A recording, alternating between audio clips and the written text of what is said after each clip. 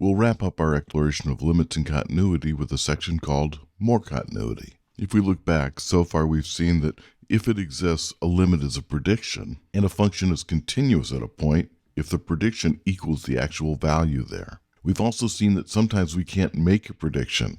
In particular, consider this graph where f of x is -1 for x less than 0, and it's 1 for x greater than 0. Then as I approach 0 from the left, the limit of f of x is -1, and as I approach 0 from the right, the limit of f of x is 1. The limit from the left doesn't equal the limit from the right. There is no overall limit. I can't make a prediction. And so therefore, the function can't possibly be continuous at 0. In this case, we have a jump discontinuity, and there's no way to patch it with any possible value of f of x for x equals 0. Here's another example of where we can't make a prediction. We've looked at this function cos pi over x before. As we approach 0 from the left or the right, the function oscillates between -1 and 1 faster and faster. So there's no limit at 0, and therefore f is not continuous at 0. But let's make a small change and consider x times the cosine of pi over x. Here's its graph. Actually, it might be easier to see if we put the lines y equals x and y equals -x around it, and then you can see that f of x equals x cos pi over x oscillates between the two. They form sort of an envelope.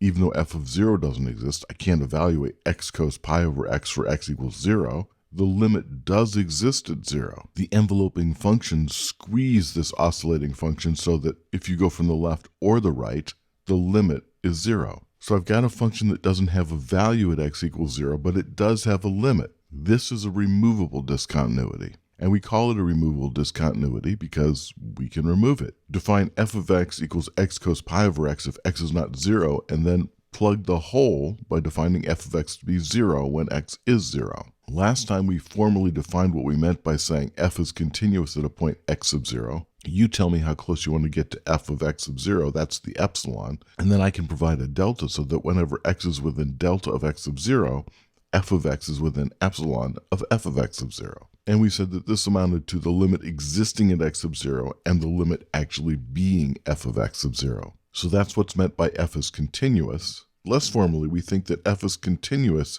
if we can trace the graph of y equals f of x without lifting our finger from the screen. And at some point when you learn more, we look at f as being in the class of functions that we call C0. And there are classes C1, C2, and so on. By C1, we mean that f is continuous and smooth. So this function is C1, and this function is not because it has that little corner at x equals 0. But that's a story for another day.